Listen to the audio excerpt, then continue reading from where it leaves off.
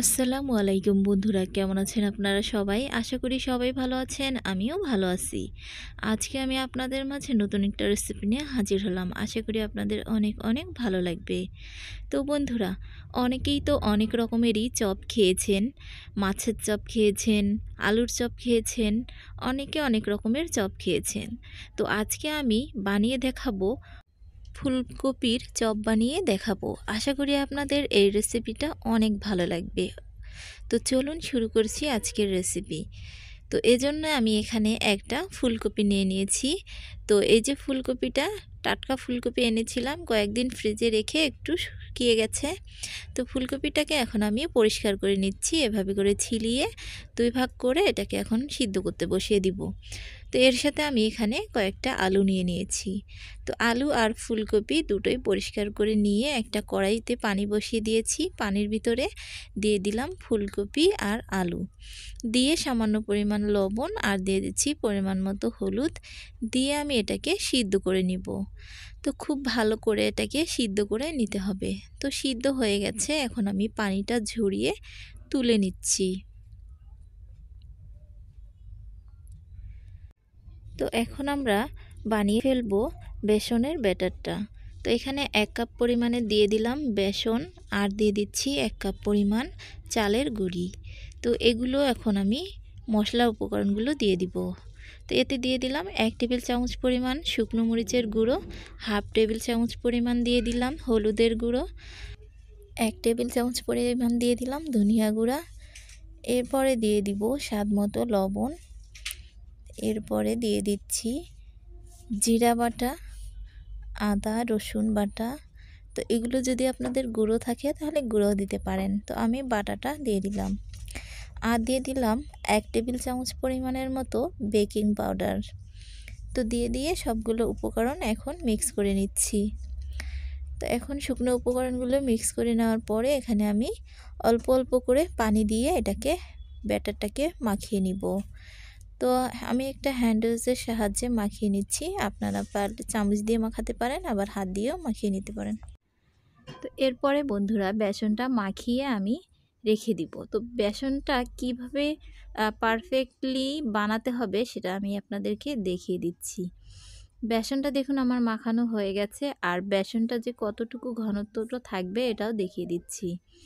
দেখুন, এভাবে একটা আঙুল চুবালে যাতে আঙুলে লেগে থাকে, ঠিক এরকমটা এই ঘনত্বটা রাখতে হবে। এতে খুব ভালো করে বেগুনি বা আলুর চপ বানালে যাতে চুবালে গায়ে লেগে থাকে সেরকম একটা ঘনত্ব ব্যাটার বানাতে হবে। তো এরপর আমাদের ব্যাটারটা বানানো হয়ে গেছে, রেখে দিলাম। তো এখন আমি এই যে ফুলকপি আর আলুটা এখন ভালো করে এটাকে ভেঙে একটু ভর্তার মতো করে সুন্দর মিহি একটা ডো বানিয়ে নিতে হবে। তো আমি একটা কাঁটা চামচের সাহায্যে এটাকে খুব ভালো করে এই যে গলিয়ে নিচ্ছি। তো এরপরে আপনারা চাইলে হাত দিয়েও মাখিয়ে নিতে পারেন। তো এখন আমি পুরোটা একদম সুন্দর করে মাখিয়ে নিয়েছি খুব সুন্দরভাবে। তো এখন আমি এটা পরবর্তী স্টেপে চলে যাব। তো এখন আমি একটা ফ্রাই প্যান বসিয়ে দিয়েছি, কিছুটা তেল দিয়ে এখানে আমি কিছু পেঁয়াজ দিয়ে দিলাম। তো পেঁয়াজটাকে একটু ভেজে নিব, হালকা করে ভেজে নেওয়ার পরে এখানে আমি একটু হালকা পানি দিয়ে দিলাম অল্প করে। তো পানিটা দিয়ে দেওয়ার পরে এখানে সব ধরনের মশলাগুলো দিয়ে দিব। তো এখানে আমি দুটো টমেটো কুচি করে দিয়ে দিলাম। তো দিয়ে দেওয়ার পরে এখানে আমি সব রকমের মশলাগুলো এক এক করে দিয়ে দিব। তো এখানে হাফ টেবিল চামচ পরিমাণ দিয়ে দিলাম আদা বাটা, হাফ টেবিল চামচ পরিমাণ জিরা বাটা, রসুন বাটা দিয়ে দিলাম। তো দিয়ে দেওয়ার পরে এটাকে একটু নেড়েচেড়ে নিচ্ছি। তো নেড়েচেড়ে নেওয়ার পরে এখানে দিয়ে দিচ্ছি হাফ টেবিল চামচ পরিমাণ হলুদের গুঁড়া, আর দিয়ে দিচ্ছি 1 টেবিল চামচ পরিমাণ মরিচের গুঁড়ো, পরিমাণ মতো লবণ। তো এগুলো দিয়ে নেড়েচেড়ে মাখিয়ে নিচ্ছি।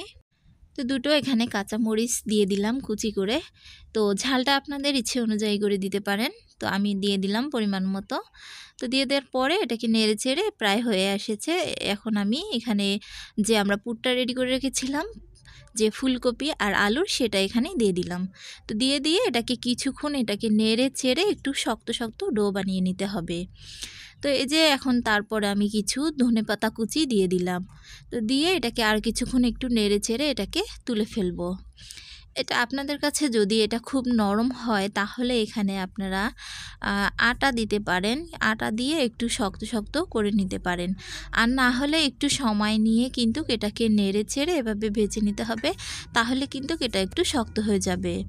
তো আমি তুলে ফেলেছি। তুলে ফেলার পরে এখন একটু ঘি আমি হাতে মাখিয়ে নিচ্ছি। তো মাখিয়ে নেওয়ার পরে এখন আমি হাতের সাহায্যে এটাকে খুব ভালো করে একটা শেপ দিয়ে নিব। তো এই যে দেখুন খুব সহজেই আমি একটা শেপ দিয়ে নিলাম গোল গোল আকৃতির। তো এভাবে করে দিয়ে একটা গোল আকৃতির আমি এই যে চপের শেপ দিয়ে দিয়েছি। তো এখন আমি এটাকে এভাবে করে সবগুলো বানিয়ে নিব। বানিয়ে নেওয়ার পরে এগুলো আমি ভাজতে চলে যাব।